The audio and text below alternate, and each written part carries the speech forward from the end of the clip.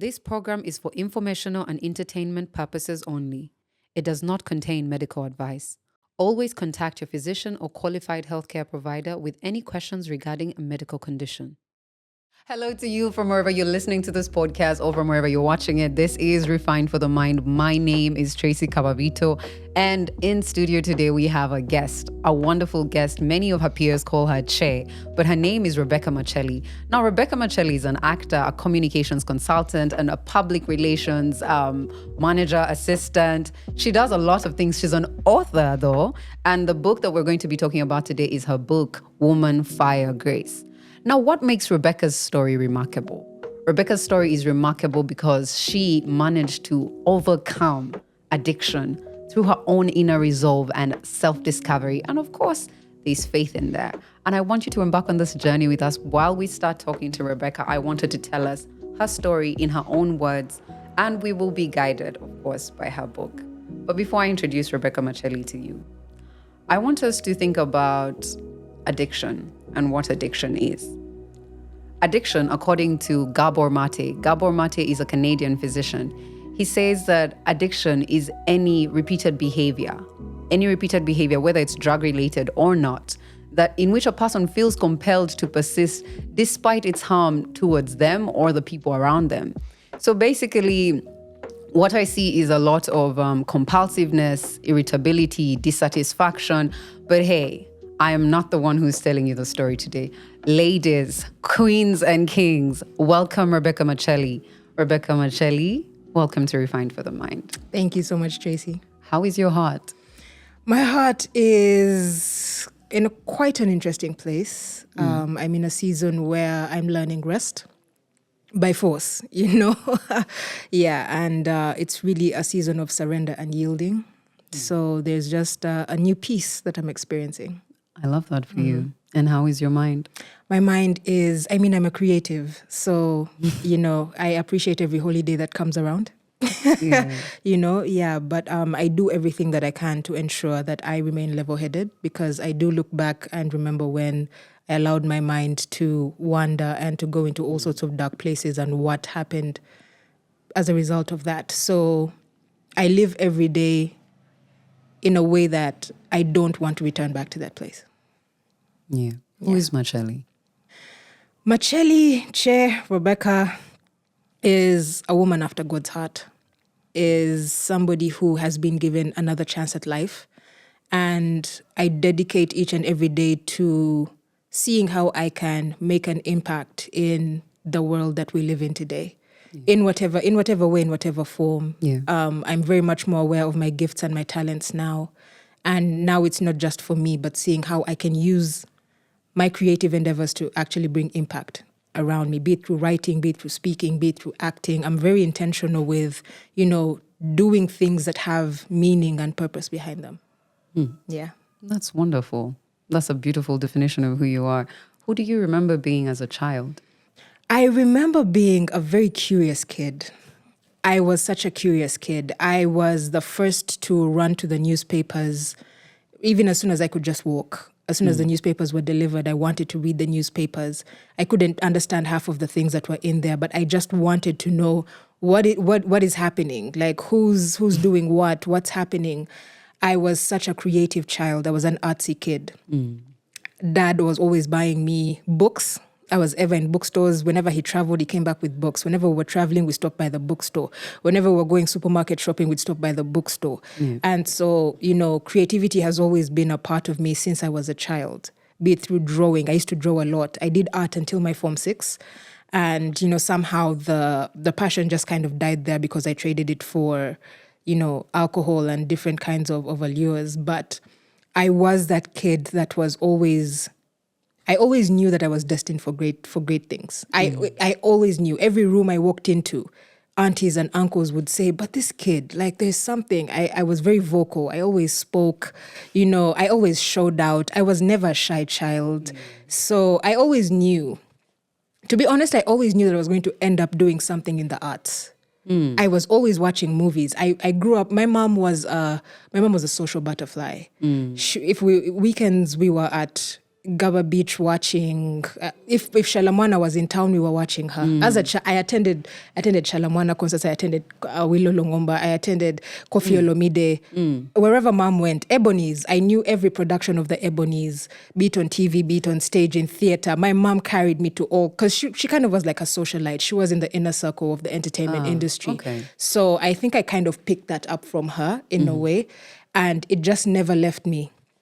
And so I truly believe I'm living out who I was actually meant to be. A big part of my life, all those things were robbed from me, but now I'm actually getting the opportunity to revisit them and see how I can harness them at an even greater level. Oh, okay. I love that you brought up your mom, because my next question speaks to that. Right. You talk about your mother being a disciplinarian in your book, Woman Fire Grace. Yes. By the way, this is Woman Fire Grace. It's a book that we are going to be using to guide this conversation. It's a book that Machelli has written about her journey to recovery. And it's a wonderful book, as you will discover through this conversation. So talk to me about your mother being a disciplinarian. What did that look like? Right. No, my mom gave out whoopings whenever she could. Buy one, get one free. It was wherever you are, whether you were seated, standing, any kind of... So we really tried not to annoy her. You understand? Or to irritate her. My father was the more relaxed parent, spoke when spoken to. He never hit any of the children. All of us, all our whoopings were got from our mom. But one thing I do remember about mom is I think she did it from a place of knowing where she came from, and she was trying to instill certain values in the children, And later on in life, when I found out that she was actually struggling with alcohol, the beatings became much more severe. But now it was not from a place of discipline. It was kind of a place of projecting hate or something like that. So we actually became afraid of her. You didn't know who you were going to get in the morning. On Monday, she would come out. She's happy. She puts on the radio, cooks, cleans, Tuesday, she'll come out, her eyes are glassy, she's hungover, or sometimes even still drunk, And so that was her being the disciplinarian. All I know is that if you needed a beating, there was the option of getting 3. Yeah. So that was her. Oh, well, you do mention, and I don't want to quote the entire statement, but you liken this entire experience of your mother being a disciplinarian to your home being akin of a war zone. Yes. Yes. Talk to me more about that. Right. So, no one wants to live with a tyrant. First of all, you're a kid, and my father used to live and work in Nairobi. Yeah. So basically, she was the authority figure in the home. And she was the much more strict parent, you understand? There were very few words of love and affection, but very many words of correction and chastisement. And, compliments were very rare from my mom. It was, do this, do that. If you don't do this, I'm going to whoop you. Da, da, da, da. What's wrong with you? How many times do I have to tell you? That was the kind of person that she was. And as time progressed, it became even worse, because now she had become a dysfunctional alcoholic. And so even whoopings, there's a time I walked into the sitting room and she was there. I think she was watching TV, or the TV was on and she was staring in the distance. I don't know. But when I walked in, I didn't even call her name. When she saw me walk into the room, she grabbed a bottle. It was a bottle of a brand, very common gin brand in Uganda, I think anyone can know. But she hurled it at me across the room.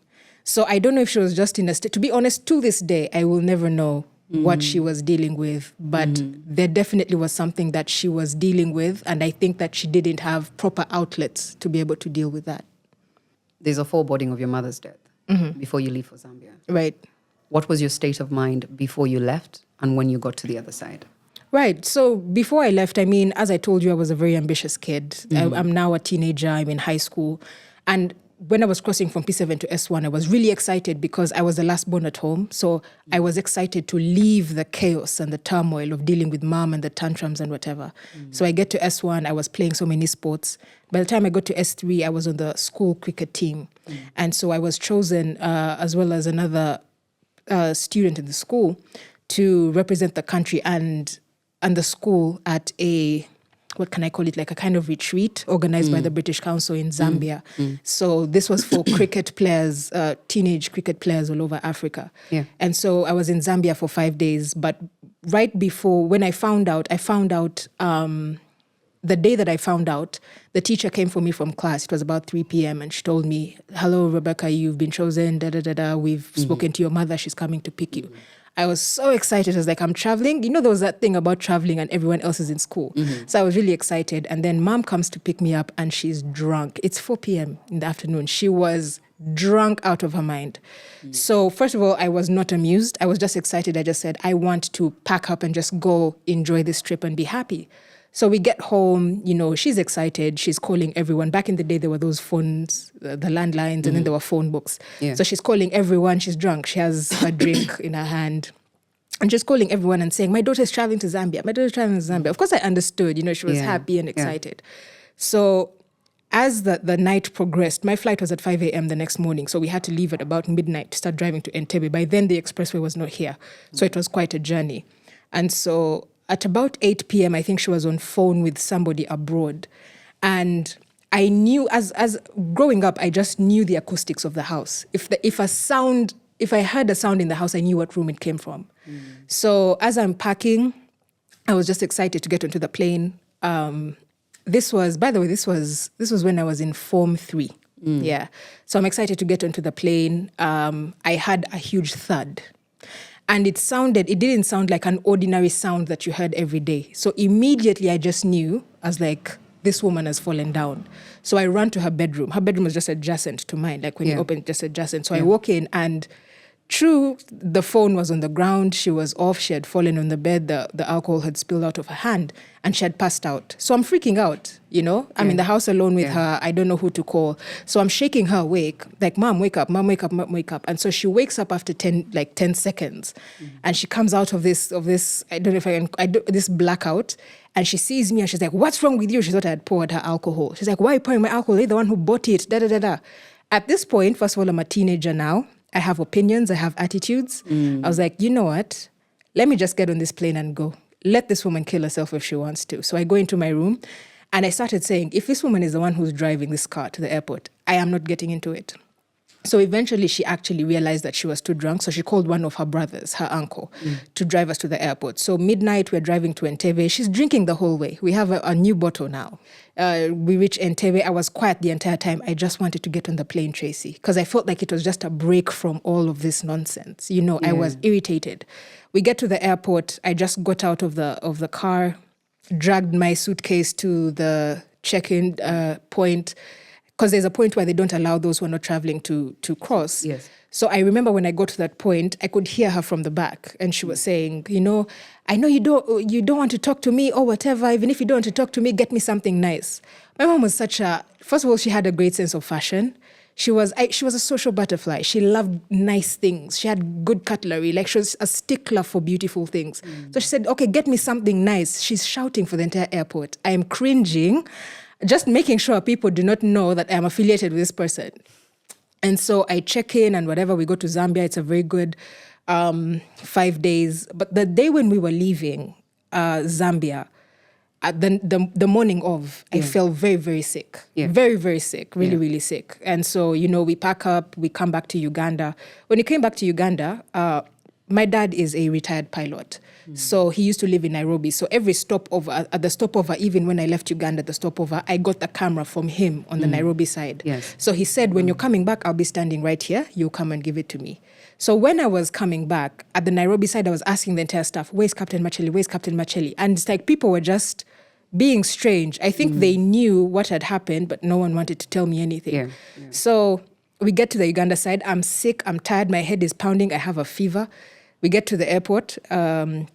Arrivals, I find 2 of my aunts, which was nothing strange to me because my entire primary school, my aunts would pick me up. The housemaid would pick me up because mom was too drunk to come and pick me from school. Or sometimes she'd leave me at school till 8 p.m., you know, and the rector had to organize some form of way for me to get home. And so I see my aunts and I'm like, oh, you know, yeah, she's drunk. So we get in the car and we drive all the way to Kampala. They're giving me KB. How is Zambia compared to Kampala? They gave me KB until we got to Ethiopian village because we used to live in Muyenga. So we got to the turn of Ethiopian village, then upwards to Muyenga. So I remember we go to Ethiopian village and that's when the aunt who I was seated with at the back turns to me and says, Rebecca, we need you to be strong. Mom passed away on Saturday. And that's when it hit me. We're like literally 100 meters to the gate. And as it's sinking in is when now the visual reality hits me, because right up ahead now I could see there were cars, there was the King's College Budo bus. Everyone in the world knew. She had died the day after she dropped me at the airport. And so all this time the whole world knew except myself.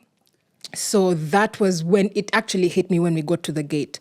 I saw my schoolmates, I saw relatives, I saw people, you know. And so basically the day I arrived, they were waiting for me to come so that they could bury her. So what had happened is she was going out and about the house, you know, her usual jolly self and whatever. So she went and she took a nap. She told the housemaid, she used to tell the housemaid to make for her aloe vera. She loved aloe vera so much. So she told the housemaid in Luganda and told her, "Nkolela ye chigaji," which means make me a cup of aloe vera. And so she took the aloe vera. In the afternoons, she used to like sleeping down. So she went, she laid in the carpet in her room, and she just never woke up. And that is how she just left the world. So basically what the doctor's report said that she passed from multiple organ failure. She had liver cirrhosis. Her liver had given up, like it couldn't regenerate itself anymore. Her pancreas had been affected. Her gallbladder had been affected. She had stomach ulcers. So basically all these were effects of her long-term use of alcohol. And so, you know, that just was it. And so in hindsight, I realize me not saying bye to her at the airport really haunted me for a long time. Because even to this day, I understand that people don't drink because they're bad people. Alcohol is simply a symptom of a problem, you know. So to this day, it just haunts me that she will never be able to let me know what she was dealing with, you know. And this is something that's very common with very many young adults, because by the time she died, she was a few minutes from her 50th birthday. Yeah, but she had been drinking for a long time. I was told by my older siblings that, because I've never seen my father drink in my life. However, I always saw my mother drink.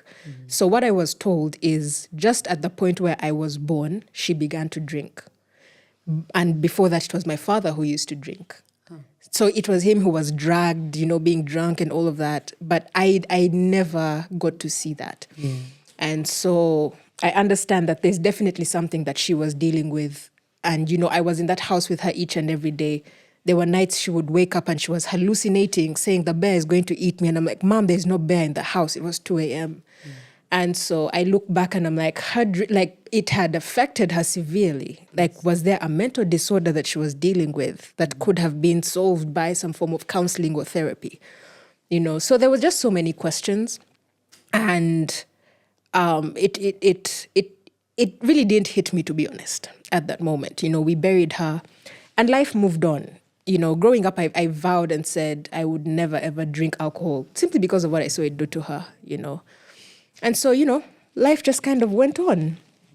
And it just so happened a year later, in my senior fall vacation, a friend of mine from high school, from Budo, that was the time when there was this, these phone networks there's a phone network that had come up with this whole all-night tariff. I think it was like 1 shilling per second or whatever. Before we even get there, I want you to take some time to sit with what you're feeling right now.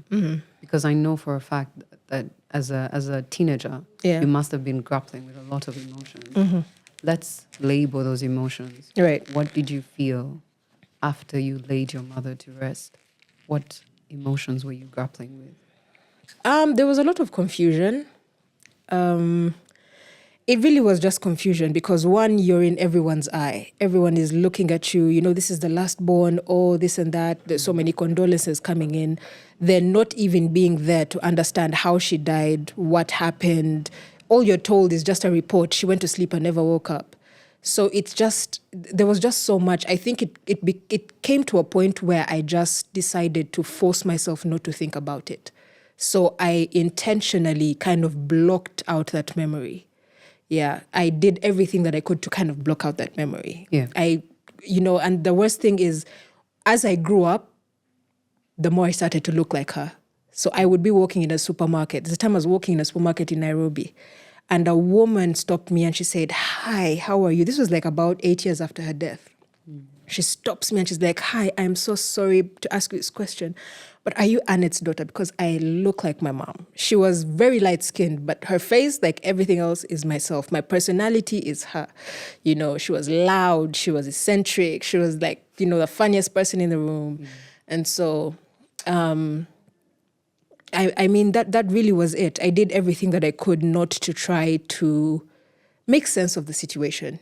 For me, it was kind of like, it has happened, it has happened. So you stayed a lot in the state of confusion. And I understand you carried this with you to school. You started to fail in school. Absolutely. Your friendships got strained. Absolutely. Talk to me about that. Did anyone see your pain in school? I don't think so. Did you feel seen? I don't think so. I'll be honest, as a teenager, I never used to think about that. It was, you know, get your good grades, go home. You know, dad provided everything that we needed. I'll be honest with you. In growing up, there was nothing that my father did not provide for us. Yes. We had everything. We never lacked, I'll be honest. And so for me, I knew life was go to school, get good grades, you know, and like, that's really just what it was. Yeah. And so, the whole about not being seen, I really think that teenagers don't understand that, or they just, it's like just knowing what life is. A person has died, a person has died. There was never the option of being able to ask a person, how are you processing this? Yeah. You know, it just was, oh, so-and-so's mom passed away. She has been away for 3 days and now she's back to school. So now let life move on. And you know, as I said, I was intentionally just trying not to think about it, you know. So I kind of like just went on living, not trying to question what happened. This happened later when now I was in my own recovery process. Like life just became strange afterwards. Yes. My behavior just changed at school. I became rebellious. I was not attending school. They were always calling my father, your daughter this, your daughter that. And it's so strange because my elder brother who was in school with me, like we became total opposites. Like this is the good boy. Like he was the good kid, excelling in class and whatever. Me, the grades were dropping. I was always being called for punishments. I was always doing this and that. So, you know, there was that kind of situation. But at the same time, I think I didn't want to receive that as well. Because I intentionally didn't want to have any discussions about mom. I did not want to. And also there was a bitterness because I saw her demise. I saw her to the end of her life, whereby so many people had left her life at a point of deterioration. Yeah. So she was alone, you know. She would be in her room. If you wanted to visit her, you had to visit her and you sit in her room. She's in her bed. And it's not that she's in her bed sick. She's in her bed drunk and hungover. And if you were to sit in her room, the lights had to be off.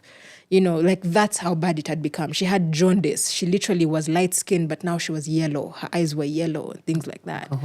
And so, you know, for me, it just was, I did not want to deal with it. Okay. Yeah. How did your mother's death shape your sense of identity and safety?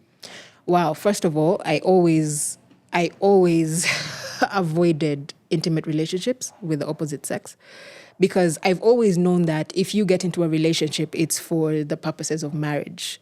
And for me, with marriage, it meant you have to become a wife, you have to become a mother. So I felt like I did not have the right template because of what I had seen. I felt like I can't be a good wife, I can't be a good mother, I can't be a good girlfriend. Like, what can I offer this man? Because I have not been taught what it means to be a present female figure in the life of a man, as like a partner. And so even if you ask anyone who's known me from way back, they'll tell you Che was that person who was all about the party, but you would never ever see her and guys are disturbing her, or she's disturbing guys, or she's in a relationship. They'll be honest with you and tell you. Yeah. And I think that's something that I came to realize, you know, of course, through therapy, way later on in life. It was a trauma response because I felt I didn't have the template of what it means to be in somebody's life. You talked about partying. Let's get there. Let's get there. Let's talk about the first night you went out. Right. You thought yourself holier than thou. Let me tell you, like you could not tell me. Machelli? Like, what are you saying? What are you saying? So this telecom company had come up with this. This was the year 2006. Yeah. So this telecom company had come up with this promo where you speak all night. So I had this really very close friend of mine. We were in school together, and so we would talk on phone like from midnight to like 5 a.m. What are 15-year-olds talking about on the phone for all that time? You can tell us. Anyway, so we would talk and we would talk and we would talk. It's not like we were intimate friends. We were just really, really good friends. And so one night we were talking. It's about this time it wasn't the all night talking. It was like 11 p.m. I remember I was watching TV, and he called me up and he said, "Hey, Che, what are you doing?" I was like, "I'm home watching TV." He's like, "Oh, okay. Come and we go to Club Silk." Back in the day, it wasn't in Club Silk, it was discotheque. That was the term. It was discotheque. Wow. I'll never ever forget. Yeah, even the radio ad had that word discotheque. You guys, we've come a long way. But anyway, yeah. So he tells me, me and some friends are going to Club Silk. Oh my goodness! I told him, "What? You heathen! Like, why are you talking to me about things of the night? You think I'm a woman of the night? Yeah. Because those were the days of a particular tabloid. No, because my mom used to always tell us whenever there's a particular tabloid which everyone knows that was in publication at the time. So the front cover would always have photos, and they would have woman of the night. Yeah. So my mom would always tell us, "You people, if you're not careful, you're going to become women of the night." So I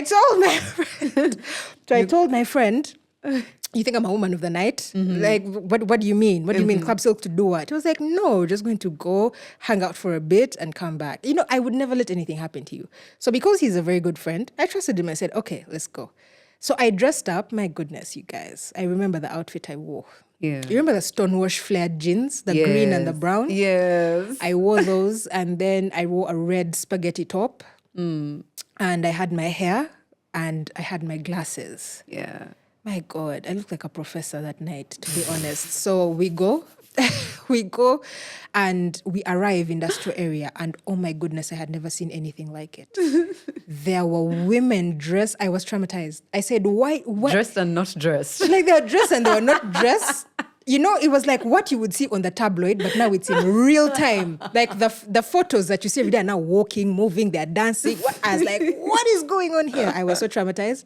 I told him, "You know what? I don't think I want to go anymore." He was like, "Che, we are here. Like, let's just go. Like, short time and come back." So we get in, we get out of the car. I held his hand so tight. Oh my goodness, I held his hand so tight. So we walk into the club.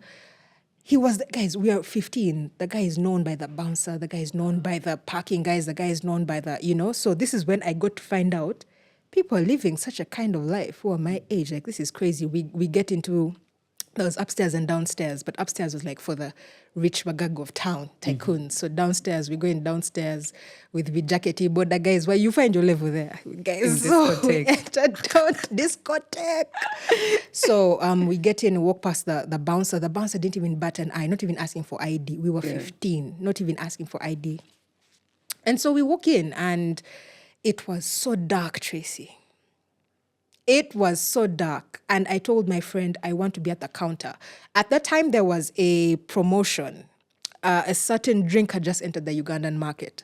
By its description, you'll be able to tell what kind of drink it is. It's a cider, and they have luminant bottles, and they have branded fridges. That kind of look like soda bottles. So at that time, the red version of it had just come into the market. Yes. So the bar had been, the discotheque had been given branded fridges. So it was the only thing that was projecting light, and it just looked so attractive. There was just so much light coming from the counter. And so I told my friend, I'll be at the counter because that's where the light was. And so I go and I sit there. First of all, there was no smartphones to press or whatever. I literally was just there like a deer in headlights like this. And so he talks to the bartender. The bartender knew him. They were bantering and talking. I'm just looking and I'm like, what's going on? I'm looking around the bar and I'm seeing my own classmates from school and also from other schools that we know. You know the traditional school system, how everybody knows each other. I'm looking at even this person and I'm seeing people my age, they're smoking, they're throwing back shots, drinking, some are grinding with women who are dressed and not dressed. I'm like, what is going on? And so my friend comes and says, whatever you want to drink, ask her, she'll get it for you. So he went and he hung with his friends. Yeah. So I'm sitting at the counter. Listen, all I knew was juice. So the woman asked me, hello, madam, what can I get you? I will told I want splash mango. Splash mango, I'll never forget. I said, I want splash mango. So she laughed and she called my friend back. They whispered while laughing. I think she was telling him, this person you brought us, eh? Yeah, like, And so he comes and he tells me, oh, so listen, yeah, they don't have juice and whatever, but they have, showing me all the alcohol that's plastered on the walls. Now, it starts reminding me of Mom. The big beer bottles. Remember the beer bottles now are not the sleek ones you see now. There were those ones you hold with two hands. They were really ugly. Then there was gin and all these things. And I was like, I really do not want to taste that. So he says, no, but it's a bar. Like, that's all that they have, da-da-da. So my eye darted to the fridge that had the nice looking bottles and, it's shiny. The one that was calling you. Calling my name. And I'm a sweet tooth. So I said, I'll have that. Like, it looked sensible to drink. It looked like a soda. It looked like a soda. It just looked sensible. Amidst all of the weird bottles that were around, it just stood out. Like it just looked diplomatic. It still does. I think it's the introduction for every teenager. Right. And so I was like, this looks diplomatic. You understand? Now, I didn't know what intoxication felt like. So I didn't know when I was getting intoxicated. I'm the sweet tooth drinking something sweet. And it so happened to be like some kind of promo night or whatever. So they bring me, like, they kept bringing 3. Yeah. So they brought me the first one. I put it in the glass. It's not a lot. So in the glass, it's like, if this is the glass, like up to here. So I'm there just taking a sip every like 30 seconds because it's sweet, and also because you're nervous, you're in an environment you're not familiar with. And so the next thing I knew, I'm seated on first of all, it was reggae raga night. I love my reggae and my dance hall. Anyone who knows me knows that. Next thing I know is I'm on the stool. The music now starts sounding different. The right shoulder starts moving, then the left shoulder moves, then the right knee. Next thing I knew, I was off the stool. I drank about 9 to 10 bottles of those in about 2 hours. And so I was so drunk, I danced, Tracy. I danced around downstairs discotheque Silk. And the last thing you remember is waking up in a bed. Let me tell you, my friend came and told me, you are too drunk, I'm taking you home. Yeah. I argued, I said, I'm not going home. And then next thing I knew, I woke up in my bedroom. All my clothes were on, as if still holding the bag over the bed like this. The shoes were off, but the bag was on. Everything was on. Yeah. And I woke up, my head was pounding, Tracy. It was midday. Yeah. My head was pounding, my tongue was dry. I felt terrible. But the first thing I did, I said, what are you talking about? Tonight? I picked up my phone. I called my friend. I told him, where are we today? He picked me up in an hour and we went to rugby club. Wow. And that was the beginning of my 15-year struggle with alcohol. Wow. Yeah. Never underestimate the allure of darkness. Right. So I want us to move to the part where your 15 years of alcoholism started. You went to a university known as Uganda Martyrs University in Nkozi. And you transitioned from Nkozi and went to UCU. Right. But that's because you were not attending your classes in the previous university. Yeah. And you continue with the same blueprint that you had before. Yeah. So I want us to talk about how you were spending your days when you transitioned to UCU and what happened just right before you found out you were pregnant. Right. I want us to put all this together. Right. So basically, in short, after that first night when I tasted alcohol, my life became, it was just centered around partying, right? Dad used to live in Nairobi, so I was just in the house with my elder brother. My brother is the opposite of me. He's just like his dad, speaks when spoken to. He's a nerd. He's into engineering and planes and all of these things, computers. And so basically, there was just that need for connection and just always being with the people who were partying. And so the lifestyle continued until I got to university. For me, in those 3 years between senior 4 and university, it just was a kid having fun. A kid wanting to hang with the cool kids and experience the nightlife or even day life. I mean, we're drinking during the day as well. But it's not until I got to Nkozi that the negative effects began to show. And I always tell people they will always justify their drinking or justify whatever habits they have in their life simply because the negative effects have not begun to show. And so when I got to Nkozi, it was freedom. I had never had this kind of freedom before. Of course, I was a seasoned partier. So when I got there, I found my other party animals. It was pandemonium. It was crazy. Like we were drinking every day, every night. I was hungover. I was missing classes. So eventually, I got to a point where second semester, I chewed my tuition. And I always said tuition money is cursed. Because if you use money that you're trying to save for a business, like let's say you have money you save for a business and you move like 100K. The money will appear somewhere, somehow to replace it. Tuition money, if you remove even 1K, you will search for it. Yes. And so I didn't even qualify to sit for exams because I wasn't doing my assignments, my coursework. It was really, really bad. And so eventually I lied to my dad and I told to him, Dad, I don't like the course that I'm doing. I want to switch universities. So we talked through it. He said, okay, I'm going to come get you. I applied for UCU and I got into UCU. Still the same blueprint. Yeah. At that time, UCU, I know I've heard stories of UCU now, but by then UCU was a bit more conservative. Because if you were, first of all, I was a smoker now at this point. So I was in an environment where you could smoke wherever. In Nkosi, you could smoke at break time with your teachers at Staff Pub. You understand? Like that's how free, on campus. I'm not saying off campus, on. So wow, yeah, it was so, like, when you talk about Nkosi back in the day, it was literally called the Vegas of Uganda back in the day. Yeah. And so when I got to UCU, like even pulling a cigarette For out those who on the don't know side what of the UCU road. is, Yes. I imagine we're assuming people know what UCU is. Uganda Christian University. Thank Mukono. you. So, like, I would like pull out a cigarette to smoke, and the entire road, like from the shopkeepers, Rolex guys, who everyone is looking at you like, okay, it's like you've killed the Pope, Yeah. So I was like, there was just culture shock adjusting to this new environment.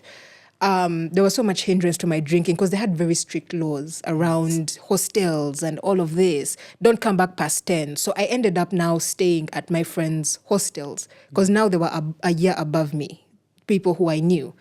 So I ended up staying at their hostels. And of course, you stay at a person's hostel, it becomes a house party. You drink until 4 a.m. There's no time to study, like to wake up and study. And so now this is the time when I really let loose.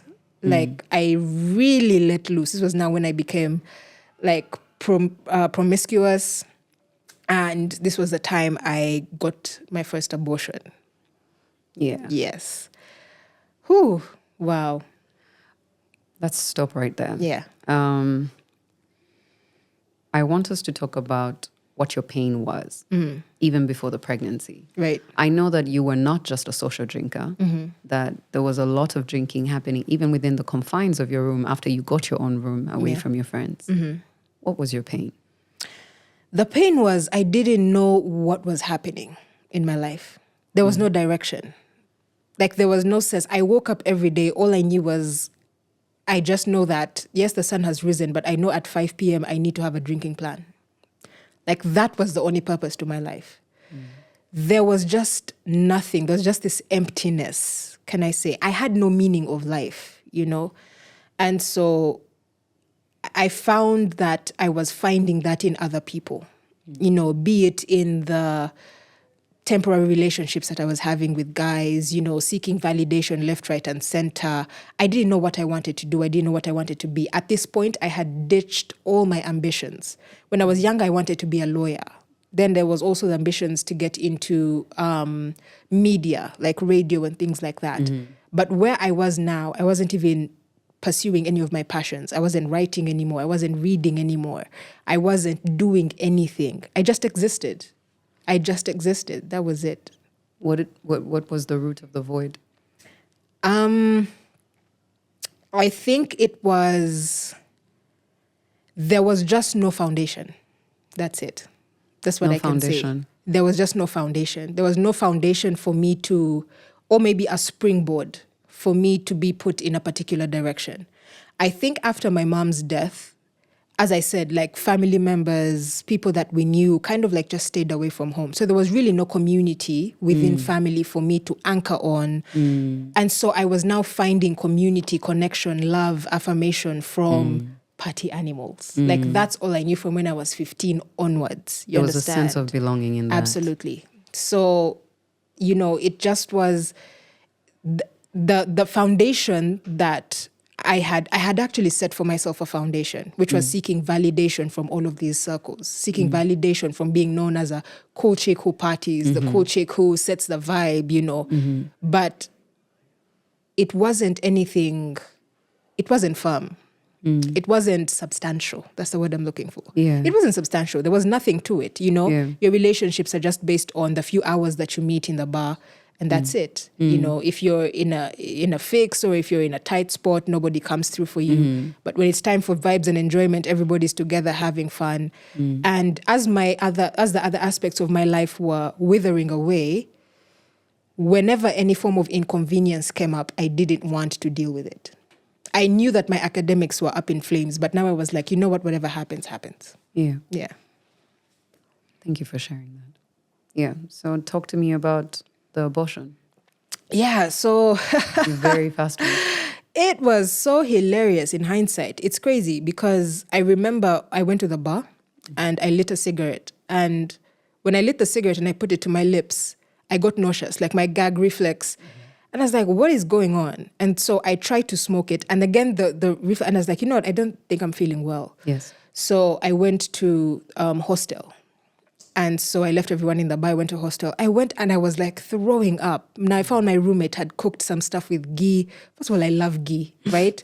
And she had cooked stuff with ghee. As soon as I opened the door, oh my gosh, my entire the entire stomach came through. I ran to the bathroom and I was throwing up. So my roommate is like, what's wrong? I think you're sick. I was sweating. I was not okay. I was dizzy. She put me on my bed and she was like, do you want me to call your brother? I was like, yeah, I think I'm sick. She was like, you might be having typhoid, like a bacterial infection or whatever. I was like, yeah, like I'm not going to die here. So I called my brother. It's like 9 p.m. in the night. I call my brother. He says, okay, we're going to come for you, him and my dad. Even my dad showed up at UCU, Mukono, at midnight. So we're in the car. They drive me back. So we stopped by IHK, International Hospital, Kampala, on the way back. And so we go inside. And so they take my blood. They first asked me, what's the problem? I was like, I think I have an infection. I'm Ovarian not well. cysts. So they did all the tests, they urinalysis and blood tests and whatever. So I'm just there. All I want is a bed to sleep. I'm dizzy. It's midnight. It's not like 1. So eventually they call us and they say, you need to do a scan. I'm like, a scan for what? Yeah. Like, no, we just need to check. And it's like, whatever. So we do the scan. So as this guy is scanning, I'm there telling him, I have a history of ovarian cysts. So, because my tummy was actually hurting as well. Like, I have a history of ovarian cysts and all of this. He was like, oh, okay. Like, basically, the way he was nodding, it was like, cool story, fam. So he's looking at this screen. I'm on the table. He's looking at the screen without taking his eyes off the screen. And while he's applying the gel and whatever, he's like, you know what? I'm not seeing any ovarian cysts here, but I'm seeing a 2-month-old fetus. I sat up on that table so quick, Tracy. I said, a what? He said, a 2-month-old fetus. He said, you're pregnant. I turned to my brother. My brother's just wide-eyed, just look. He didn't know what to do. Yeah. He's the good kid. So this was like abominable to him. Yeah. He's looking like, what have you been up to? So, and even a big brother finding out that your little sister is pregnant. So now even the mental picture is like, Everything is distorted. Right. Everything has changed. And so that's when I sat up. And he's like, I'm going to give the results to the doctor in the front, so you'll find everything there. So Nick looks at me. My father is in the car sleeping. Nick is looking at me. He's like, what do we do? I looked at him and I said, why looking at me? I said, I don't know. What do we do? And so we got into the car. They did find a bacterial infection in my blood. Yeah. So that's what because the doctor told me, since you're above 18, you have the right whether you want to declare the pregnancy or not. You understand? But if I was a minor, then they would have to inform an adult that I'm actually pregnant. So I said, as you're above 18, so you can decide to declare a pregnancy or not. So I said, just leave it as bacterial infection. So we showed my dad, even got the meds and whatever. But I went home and I hounded my brother. So eventually, we found numbers and things like that. He's such a good, reserved person. And so he was just looking and saying, you know what, may I have numbers? May I know people? So you can go and deal with, whatever is going on. Yeah. So eventually I went for the procedure. It was very interesting. That was the first time I had known. Because the picture I had in my head about abortions was the stories we had. I hear they get a hanger, they undo it like this, and then they turn it. So they pull out your insides and put them back. I was like, you guys, I'm not having an abortion. But, it was actually a chemical abortion. Yeah. And when I say this, I'm not proud of the decisions that I made. I'm not proud of robbing a life of its opportunity to come into the world. I had a chemical abortion, basically where they use the pills and then they induce labor. And so the fetus had to come out. And it was for me, it was a painful process. It was so weird. Even the doctor said, because immediately the pills were inserted, my body started to react. So even the doctor came in and said, what is going on? I started getting feverish. I was throwing up. I wanted to, it was like, there was just so much happening. Even the doctor was like, I've never seen anyone react this way to this kind of medication. He thought I was going to die on his table. He was like, are you sick? Is there anything that you've taken first? I told him, no, I just drank water. It's like, okay. But it passed. I went home.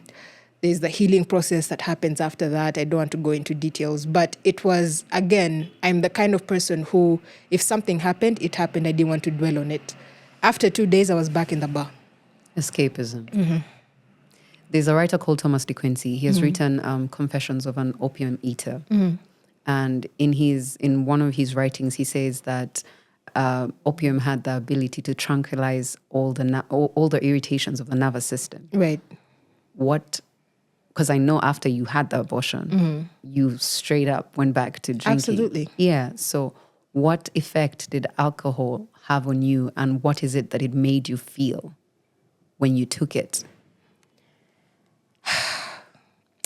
To be honest, I don't think people really can put words to what they feel when they, I know society and like psychology will always have these words that are already there for you to say, oh, it makes you feel this and this.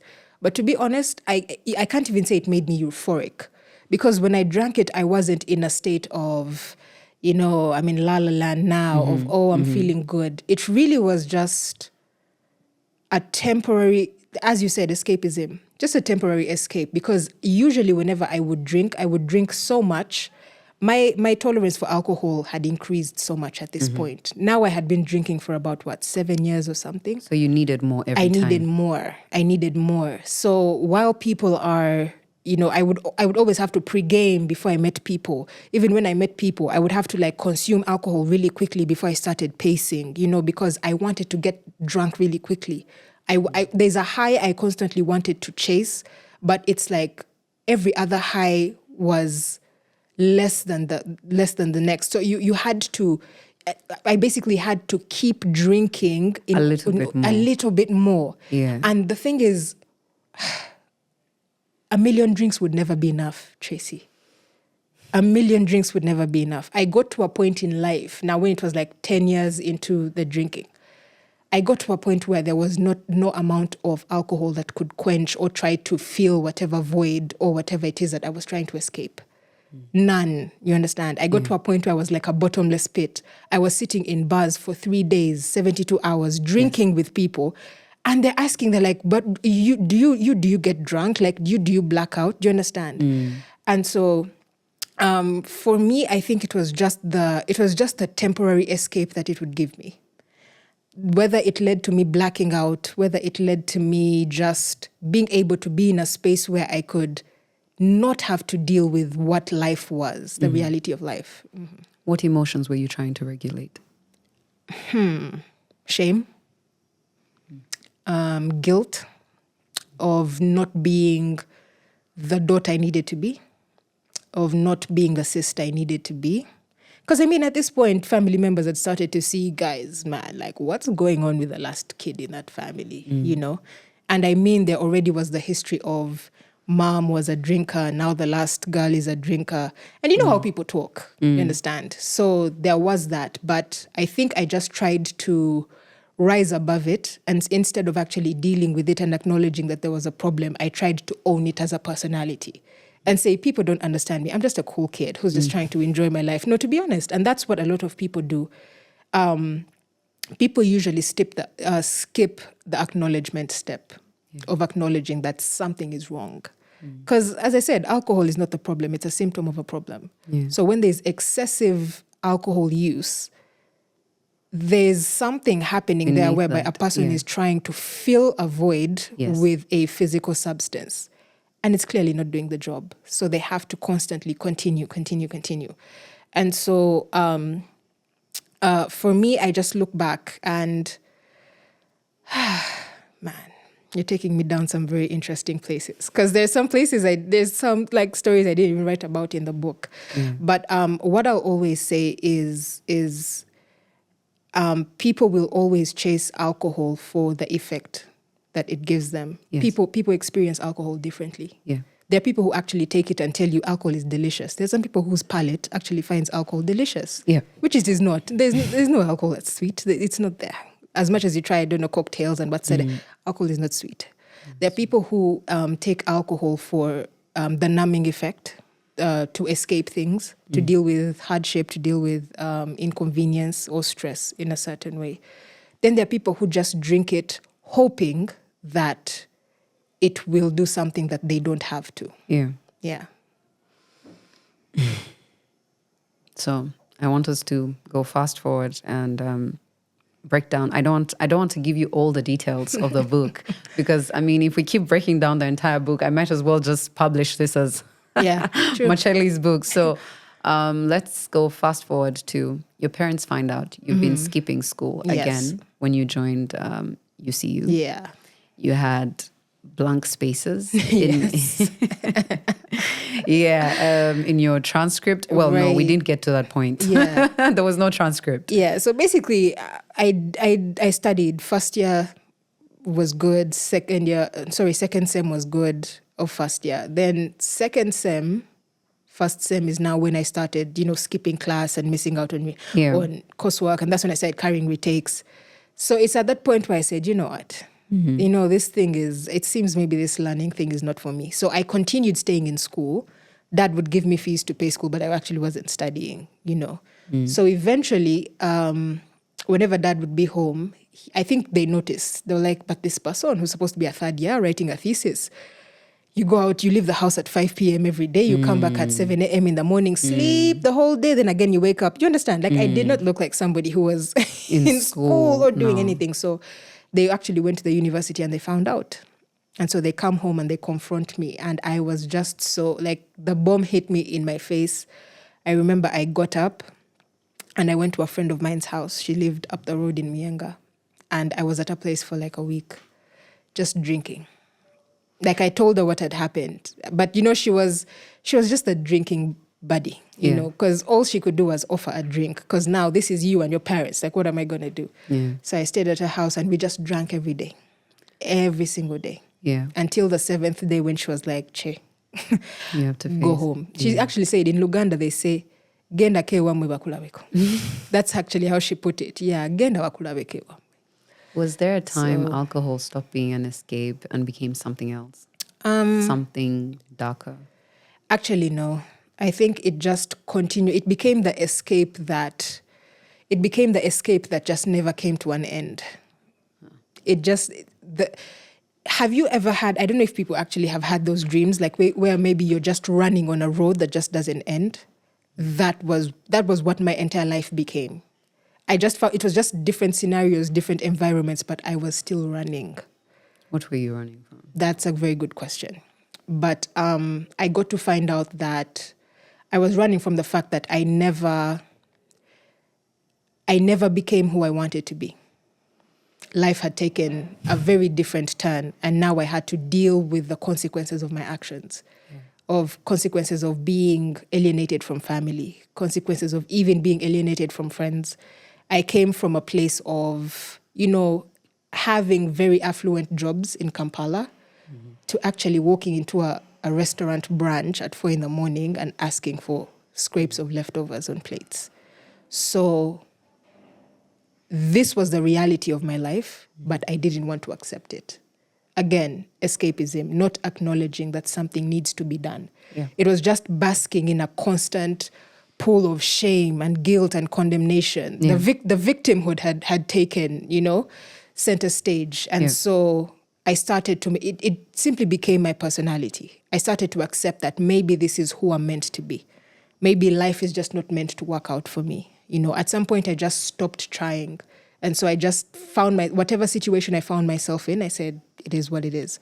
Just survive this day, wait for the next day. What was the loneliest part about the descent? Was it the loss of jobs? Mm-hmm. Was it being estranged from your family? What was the loneliest part? The loneliest part was being stuck with my thoughts. I keep telling people that the mind is the worst battlefield because you carry it with you everywhere. Mm-hmm. You don't get a break from your mind. which is why with the healing process, there needs to be a transformation in the mind. Your thought process needs to be rewired. And so I remember one time I was in Nakulabye and like the night had ended, the bars had closed, the shops had closed, and there was a kafunda there. They had a pool table outside. So they had, I don't know in English what it's called, a tundubali. It's like a tarpaulin. A tarpaulin cover. It's like a poly. I don't know if it's polyester. It's the like blue those orange thing. ones and the blue ones. Blue ones. Oh yeah. So they used to cover the pool table with a blue one. Okay. So it was the rainy season. So I would always go there. That's where I would sleep. I would go on the pool table and then cover myself with the tarpaulin. And so one night I was seated there. I was seated there one night, and this was one of those nights where the night had ended early, so I hadn't drunk enough. So I was alone with my thoughts. My mind was like, life was clear before me. Like, you grew up traveling, flying in planes, eating this and this. We had a warm bed over you. So my mind now started asking me, what would mom think of you and the decisions you're making? Look at you, you're a failure. Your friends have gone ahead of you. Your father doesn't even want you. Why do you even still carry his last name? Do you understand? Like, those are the thoughts that would constantly. So I always had to drink in order to avoid that. If I never had money for a drink, at some point, I'd even stopped drinking like the upscale. I was now drinking illicit, like sachets. That was like now my daily, you understand? Sachets and maybe like cigarettes of 1,000. So like that would carry me until I found a bar where I could sit in, and maybe a guy would just be like, hey, just get her a drink. Or maybe I would find a place to play music and then they would give me alcohol, things like that. Yeah, but that really had just become my reality. And so just sitting, that truly was the loneliest part, because I was alone with what used to be, and I was alone with what it was now. And there was just that dissonance of I just couldn't really put the two together. It's like, how did I get here? There are times I would ask, how did I get here? And I remember I would just end up crying, because I'm like, how does life just change? And so I'm always, whenever I'm invited to speak somewhere, I always emphasize on the power of choice. Yeah. The power of our choices. Because in every situation that we are in, it's either you do something or you don't. So I actually had the opportunity to choose to not drink, or to choose to stop running. And I'm glad you brought that up, because my next question is, how did you make sense of your repeated choices? Right. Despite them being very harmful to you, how did you make sense of those choices? Right. So there's a period of my life where I was homeless on the streets. Yes. 2015 to 2020, my father eventually kicked me out of the house. And in hindsight, I understand, because a lot of people don't know how to deal with alcohol use disorder or substance use disorder in a loved one, especially if your wife was an alcoholic. Yeah. And here it is happening in your last daughter again. Yeah. And so he eventually kicked me out of the house, and I was homeless from 2015 to 2020. And it was during that time where I just was thrust into survival mode. There was no time to reflect on, look, okay, yeah, I knew that I had taken the wrong road, but I did not want to dwell in the condemnation too much. So it was much easier to flow with, the whole, let me drink to survive, let me hang in bars to survive, let me just continue wandering the streets. Cares. Absolutely. Yeah. Nobody cares. Exactly. It's like no one knows where I am. Nobody cares. Do people even know if I'm alive and things like that? So I truly made sense of my choices. This was during the lockdown. This was the time when my turnaround came in 2020. And to be honest, for me, the lockdown, COVID-19 pandemic was a blessing in disguise. Because both. Tracy, there was no acknowledgement that was coming on my side. Yeah. First of all, I fell in love with the streets. I fell in love with the dysfunction. I had now made Wanderlust a personality. Yeah. It was an identity, And I loved it. Like whatever I wanted, the streets would give it to me double. You understand? I started craving chaos. Do you understand? I didn't even want freedom in it. There's a time a cousin gave me a place to stay, an entire house to myself. I was there for a few days because the order was just dysfunction to me. You know, like that's how my mind had become so accustomed to chaos, I couldn't comprehend order.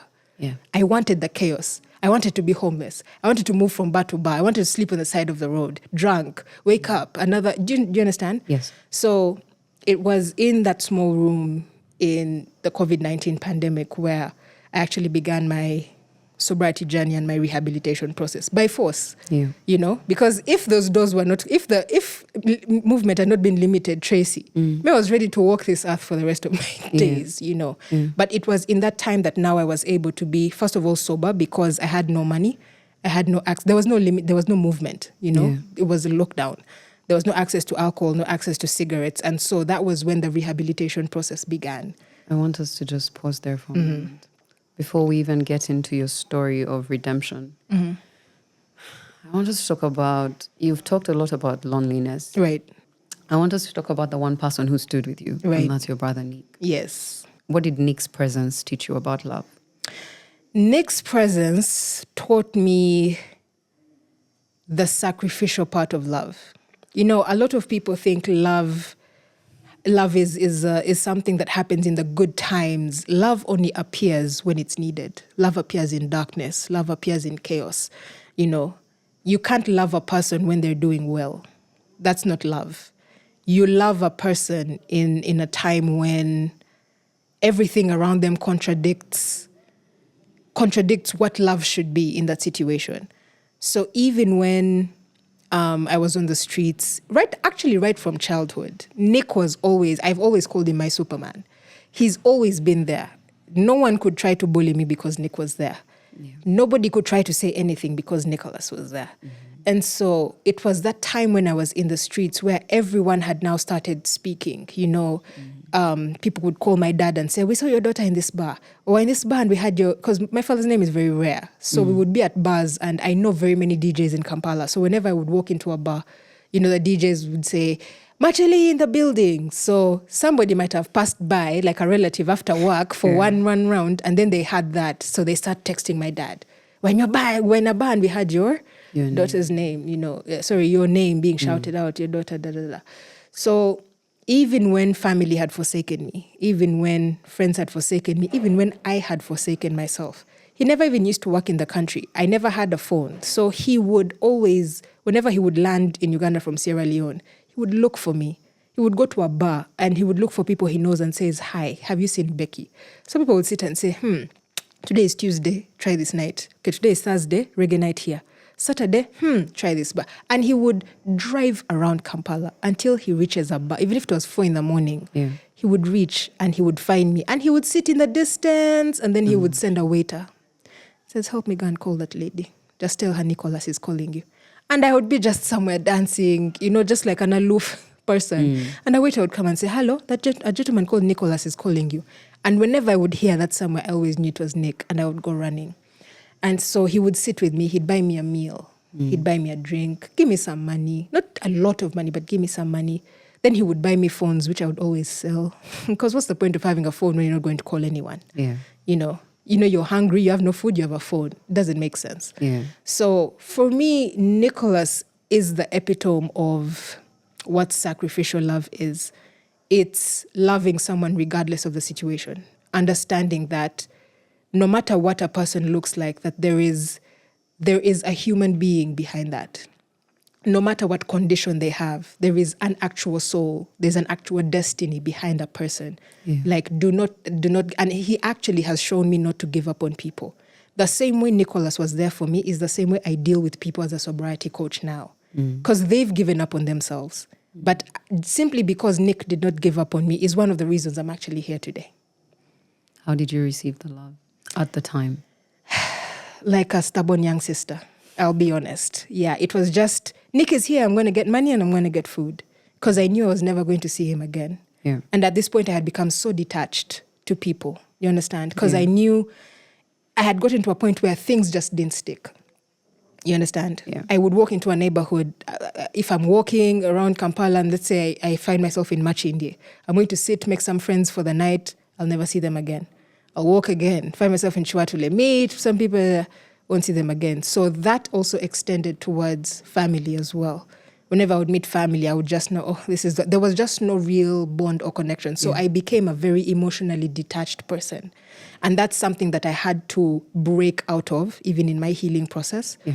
Even having to deal with, even just making friends, or even work in a workspace, being in a workspace. A lot of people would tell me, Che, you're so excellent at your work, but you just don't bond with people. I'll be in a room full of people, but I will not see them. Yeah. I will not hear them. But that's something that I've worked around. And, there's so much fruit being born in that area, and I'm very glad. Yeah, but that's really what it was. Would you say that your inability to see people reflected the fact that you felt that they could not see you? It could be. It could be. Again, Tracy, I'll be very honest with you. I got to a point where it was just sunrise, sunset. I didn't care what happened in a day. Yeah. Do you understand? I wouldn't remember in a week, I wouldn't remember who I met on Sunday, who I met on Monday, what I did on Tuesday, what I did on Wednesday. It just was an endless road of just letting life happen to me. Let's go to the lockdown. Right. You decided to have a turnover in your life. But even then, you hadn't yet decided completely. Yeah. Tell me about the dreams you were having during your withdrawals. Right. So there's just so many. I always tell people dreams are a reflection of your soul. And so there were just so many dreams of me running. Always, constantly, there were just dreams of me running. Yeah. There were constantly dreams of me in a car. There's a dream I constantly had, and it started happening right after my mom died. It was a constant dream ever since I was 15, up until the lockdown.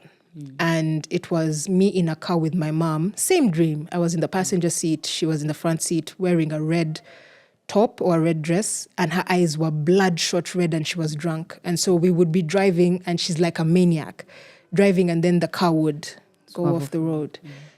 So that constantly showed me that there was still a space in my heart where I had not gotten over the dysfunction that I witnessed with mom. And it kept, I don't know, for some reason, people kept telling me that, you started drinking more than mom. But somewhere in my mind, even when I was on the street and in all these years of drinking, I kept telling myself, I will never drink like mom. It was crazy, So the dreams just ranged from seeing, I saw a lot of things. Oh my goodness. Yeah, but it was mainly the ones about running. Yeah. The ones about running. And it's, I'm very thankful. That was a time when I actually found my foundation in faith. By help of a few friends who checked up on me. And it's not until I was able to confront a lot of the things that I was running from. Family, friends. I had to confront shame. I had to confront guilt. I would have dreams where I'm walking like in a crowd of people and I have no clothes. And that was shame, constantly. It's like just shame. I would condemn myself because I wouldn't feel like I'm adequate for certain things. I would feel inadequate or insufficient. In case somebody told me, Che, we want you to help us with this and this. Even with all my credentials and everything that I had, I still felt like, no, I'm not the right person. Let me recommend someone else. Because I didn't feel I was worthy to be, connected to people or to be connected for certain tasks or certain things. Why? Because that was the mental picture of myself that I had. Yeah. In my eyes, I was a nobody, right? And so there was a lot of heart and mind work that I had to do in this time. And that was when I started to confront unforgiveness. That was the first step. I called up my father. I had the hard conversation with him. I told him I've not been the best daughter, but I'm very sorry for whatever it is that I did, and I apologized. I told him I'm on my journey to sobriety. And that was it. I called up friends. I was such a bad friend towards the end, Tracy. I was a terrible friend to my friends. I called up some people. I apologized to them. And I always tell people, forgiveness is not for the other person. It's for you. Because you don't get to decide how your actions affected people. Yeah. And so it was that clarity and that closure that I got, knowing that I had to release. Because I was carrying a lot of baggage, knowing I've not been a good daughter. I've not been a good sister. I'm just not a good person. Like, Che, you're not a good person. You shouldn't be associating with people. So I would isolate myself a lot, And so forgiveness was the first thing that I had to overcome in the mind and the soul work as well. And it's so crazy how I just became light. Like, I just became light. As much as I was in a very small room and had nowhere to go, I was no longer crying myself to bed. Yeah. I was no longer waking up. I would have lucid dreams. I would wake up sleepwalking. There's a time I woke up sleepwalking. I was looking for a matchbox for cigarettes. So, like, that's the extent to which it had affected my mind so much. And so there was a lot of mind and soul work that needed to be done. I needed to clear my phone of some certain contacts. There was a lot of dysfunction I had to cut off in terms of people, places, music, things that I really had to cut off in order to just create a new blueprint for healing. Was there a moment of prayer that changed you, or a moment of surrender that you still go back to? Mm-hmm. Absolutely. Yeah. There's a point where I had just started listening to a certain radio station, Power FM, and that's actually where my faith journey began. A friend of mine had told me about prayer, but I didn't know how to pray. As we were kids, they tell you, recite the grace or recite the Lord's Prayer, but not knowing how to pray, to commune with God. And so I started listening to their morning prayer, which is 5 a.m. to 6 a.m. And so on one certain day, the guy who was leading the prayer made an altar call and said, if you'd just like to give your life to Christ, like just to surrender. And that day he had been speaking about surrender. He said, a lot of you are carrying things you shouldn't be carrying. Some of you are condemning yourselves, holding on to things that God has let go of. Like, today's the day you need to surrender. And I just had that conviction. And I know that the Lord wanted me to hear that day, that morning. And so he made an altar call and said, if you'd like to give your life to Christ, pray with me. And then submit your number to our WhatsApp, and then we'll be able to walk with you. And I did just exactly that. I submitted my number, and the pastor called me, and he walked with me. He would call me every day in the lockdown. Like, that was the first time in a very long time that I had an intentional connection whereby someone was checking on you, not for an ulterior motive, but genuinely wanting to see, are you getting better? Are you coming out of the pit that you had dug for yourself? Letting you know that there is hope. Where it is that you wake up and you say, you know what, I don't think I'm worthy of this, he'll affirm you and he'll tell you. So that was where, those were the very tiny little steps and the little bricks that paved the road to my freedom. So you didn't go to rehabilitation? Absolutely not. You never took any medication? No. You walked your journey with faith. Yes. What did that look like? And how did you manage to go through the withdrawal symptoms with just your faith? Right. First of all, it was hard. I would never, ever recommend the way I got into my sobriety journey for anyone. It was rough, as much. Yeah, rough. It was rough. Yeah. I always say rehabilitation is a process, not a place. Rehabilitation centers are controlled environments where rehabilitation takes place. You're given food, you're given community, you have connection. I was in a small room, no money for food, no drinking water, no running water, no power. No one to talk to. I was isolated. So spiritually, physically, and emotionally, I was constrained. So my healing process was very rugged, And so it was just faith and when God wants to change your life, he sends people. Yes. I could not do that. I couldn't do it alone. So having the pastor who was, just being able to check in on me every day, having friends, I was introduced to a fellowship. So that's the point of community. Community brings accountability, which is something I was lacking in my life. So it needed me to show up, be present, So whenever you don't show up, they ask you, why didn't you show up, But the kind of life I was living, alcohol never held me accountable for anything, Oh, you didn't do this today. Who cares? Just get your next drink and, So I'm very grateful for community and the people that God brought into my life. And faith for me, just having that relationship with God and understanding who God was. There's understanding who God is and then understanding who you are in God. It's the clarity where identity came in, identity for me and identity of who God is. When I got an understanding of those two things, my entire life changed. Like even the withdrawals, I wasn't struggling with the withdrawals anymore because the cravings died because now I was no longer craving alcohol and nicotine.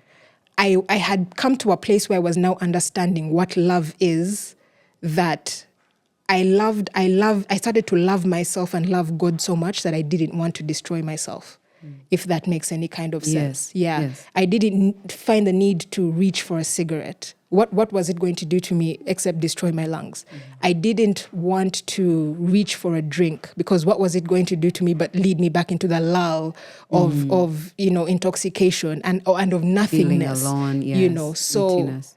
it was now the intentionality of how do we move forward? The past has happened, but how do we make sure the past does not repeat? And many people fall into relapse because they haven't built the mental resilience and capacity to do the hard work. It's easier to fall into familiar chaos. Absolutely. Much easier. So it takes work. And so I had to come to a place where I said, you know what? I am going to move with this faith, and out of this faith has to come some form of works.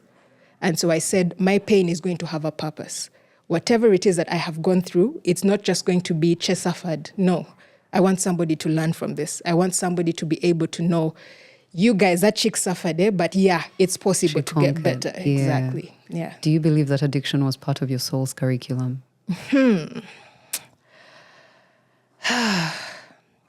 I want to use psychology terms to answer this. Go ahead. Yeah. School me. Yeah, no. So let me put it this way. Okay, I'll keep it simple. I feel like I had to go through it. I had to go through it. There is no, I don't believe that there's a version of my life that God had ordained for me to escape it. And so if you're saying part of my soul's curriculum as, is it a certain school that I had to go through in life? Yes, I had to, because everything that I do now, even being on this podcast today, what would we be talking about, Tracy? Do you understand? All the platforms I've been invited to speak, all the countries I've been called to speak, it's simply because I have the story. Yeah. It's simply because God gave me that testimony. And so if there's anything about regrets, I have no regrets. I went through a lot, but to be honest, just to show gratitude and appreciation to God, I refuse to walk in regret. I choose to know that, there's a scripture that says all things work for the good of those who love the Lord and are the called according to his purpose. So it doesn't have to feel good for you to know it's working for your good. And so that's the perspective I carry with me every day. Yeah, that's the perspective I carry every day. That's why whenever I'm narrating my story, I have a smile. The first time I narrated this story, I was smiling and all this, but I looked around the room and Everyone women were in tears. Yeah. That's when I realized that, like, okay, God, what's going on here? But yeah, it is what it is. What happened. But as I always say, there has to be purpose behind it. There's always purpose behind it. You just have to find out where that is and how you can use it. What have you learned about grace that only pain can teach you? Now, grace, first of all, my middle name means God's grace. That's why the book is named Woman Fire Grace. Grace has taught me that God is not a respecter of persons. So you extend it to people because he extends it to everyone. So you can't, it kills the superiority complex off of you. There is a way that, especially if you get some kind of influence in life, like for example, I'll say my story, having these doors opened, and it's very easy for you to get familiar with your story and you start thinking that you got better on your own or you were given a second chance at life on your own. And so when people come and ask you, how did you do it? Because their situation is different, you kind of think that maybe this person needs, this and that. But grace is not a respecter of persons. Yeah. It doesn't matter who you are, what choices you've made. Tracy, I've listened to, every time I tell my story, people hold their heads, people do what. I have been invited to places where I have heard people's stories and I'm just at a loss of words. Yeah. You understand? But that does not mean that they are not, it doesn't mean that they're not important in the eyes of God. They're not worthy. Exactly. Yeah. They too are a person that God is interested in. They've made enough mistakes. I don't need to add on to the accusation that they're dealing with family, friends, even they themselves. So one thing about grace that pain has taught me is, first of all, allow yourself to feel pain. Because, again, I'll refer to scripture. God always says, my grace is sufficient for you. So whenever you're going through a hard situation, give yourself grace because God has already given it to you. It might seem difficult in that situation, but there's always a way out. God doesn't put us through situations that he intends to destroy us. Usually there's something he's trying to build in us, something that he's trying to form, something that he's trying to undo or to do. And so give yourself grace because God has already given it to you. I want us to close this off by asking, let's start again from where the story started. If your mother could hear you right now, right here, what would you want her to know? Not just about yourself, but about her as well. Right. First of all, I'd want her to know that whatever it was that she went through, I don't judge her anymore. And then I'd want her to know about me that the demons didn't win. I love that. Yeah. I love that. Well done to you. And thank you so much for coming on here to share your story with us. Honestly, I'm humbled and I'm so glad that you're who can still say no when walking. Tracy Kababito calls you? Like, you're going to hang up and say, excuse me? Like, no, really? Please, no. I mean, I'm just honored to have you here for you to share your story. I mean, we've talked extensively and you do know that I also have people in my own family who struggle with addiction. Absolutely. So I feel that now more than ever, this is a very important conversation for us to have in Uganda, especially. There's not a single street that you walk to that doesn't have a liquor store or that doesn't have a church. And we've talked extensively about these things and how all these things are working together to, work against people. So thank you so much, Machelli, for writing your book. Thank you for sharing your story. Thank you for allowing yourself to be vulnerable, for finally letting the world see who you are, because she's an incredible woman. Very wise, and thank you so much. Thanks for having me. And I want us to wrap it up on a high note because you talk a lot about music in your book, and I do recognize that you love music. So, what are the 3 songs that are on the playlist of Machelli's life right now? Right now, okay. So I'm reggae and dancehall. You know this. Everyone knows this. So there's a song by a reggae artist called Diani. It's called Live a Little. I love it. I first heard it off of Wanda JR's Instagram story. And, he used to always run to me and he's like, Che, hook me up with some reggae jam. So when I heard the song on his story, I was like, what song is this? And I don't know that Wanda knows. So I DM him and I'm like, title and song. So ever since I got that song, it's been on replay. It's a song that talks about live a little and just enjoy life. Sometimes we get so caught up in our hardships and inconveniences and we forget to actually live a life that's enjoyable. Then there is a song by an artist from Trinidad and Tobago called Nathaniel. It's called Who God Bless. So basically it's called Who God Bless because it comes from the proverbial who God bless, no one can curse. No one can curse, So it's whatever you're going through, whatever maybe people may be saying or whatever, if God has called you to it, there's room for you. Do it. No one can stop what God has ordained in your life, And then the third song is a song it's Ugandan by a lady called Caro Komeza. Not even heard of her. Let me tell you, I had never heard of this chick, but it's a song that's blowing up on TikTok. It's called Kampale Jagonda. So she says... That's such an interesting title. She says Kampale Jagonda. Basically, the chorus says Kampale Jagonda Manye Yansuviza, which means Kampala will soften. You know how people say, economy, life is hard, or whatever. Because I know life who promised me. Life will soften because I know who promised me. So it just keeps me going. I have those days where, you have briefs, deadlines and all of this. And I'm like, but really, is this economics of this? Do I really need to work? Do I really need to work? But then you just remember, it's all woven in God's great plan. You're where you are for a purpose. Kampala will soften. Don't worry. Just stay faithful. Stay diligent. Kampala Jagonda. Indeed. That's, we are taking that with us for the entire week.